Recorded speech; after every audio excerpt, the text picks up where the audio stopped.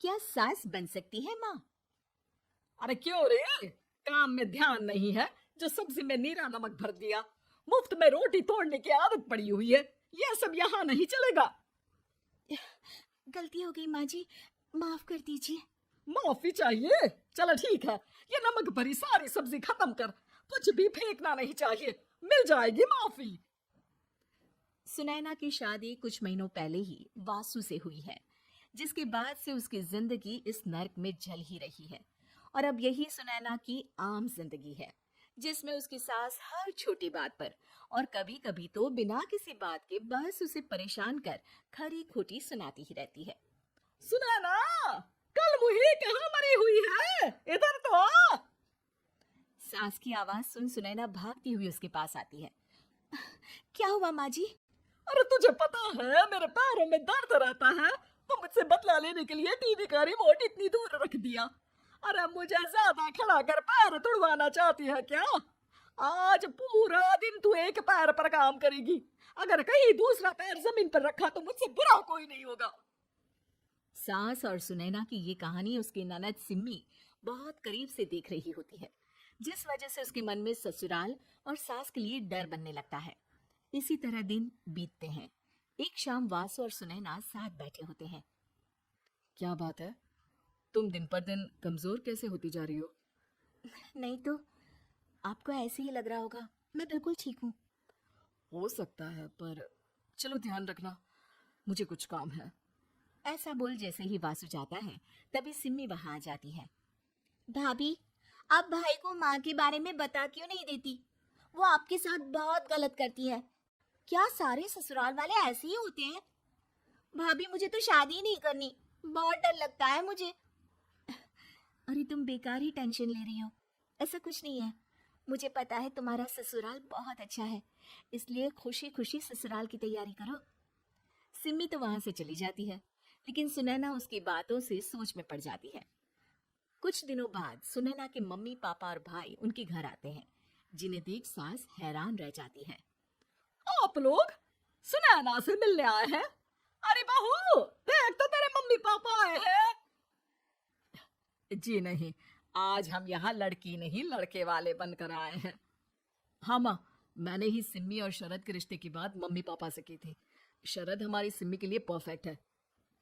बेटे की बात मानते हुए उसकी माँ रिश्ते के लिए मान जाती है, पर अब सिम्मी के मन में ससुराल का डर और ज्यादा बढ़ जाता है। जैसे यहाँ माँ भाभी पर जुल्म करती है, ये भी पक्का अपनी बेटी का बदला लेने के लिए ही मुझसे शादी कर रहे हैं।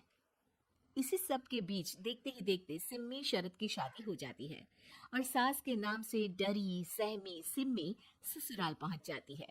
जहां पहुंचते ही वो डरते हुए बोलती है, मम्मी जी, मैं अभी पूरे घर का काम कर दूंगी और जॉब भी छोड़ दूंगी।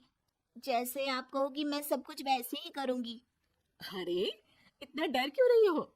और अभी घर आई हो, कोई काम करने की जरूरत नहीं। नई शादी है, कुछ दिन आराम करो, घूमो फिरो। रही बात घर या जॉब की, तो वो तुम्हारी चॉइस है, कोई तुम्हें नहीं रोकेगा। सास का ऐसा व्यवहार देख सिम्मी हैरान रह जाती है और अपनी भाभी सुनैना का ससुराल में पहला दिन सोचने लगती है।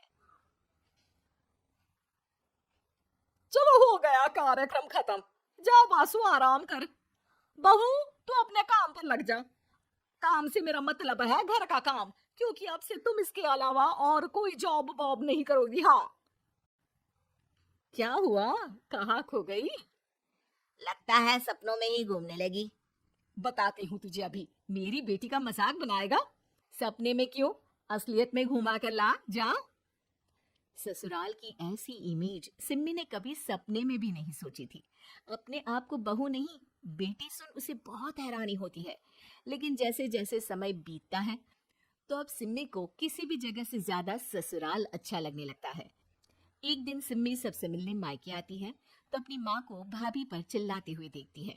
अरे करम जली, अगर मुझे इतना ही पैसा खर्च करना होता तो तेरी जगह घर में नौकरानी ना रख लेती।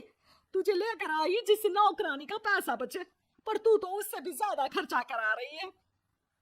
बस माँ, तुम्हें कोई कुछ बोलता नहीं तो हर हद पार करोगी क्या? अगर यही सब मेरी सास करे तो? अरे तो उनकी बेटी को जिंदा गाड़ दूंगी। तुम्हारे और उनके अंदर यही तो फर्क है माँ। तुम उनकी बेटी के साथ क्या क्या करती हो।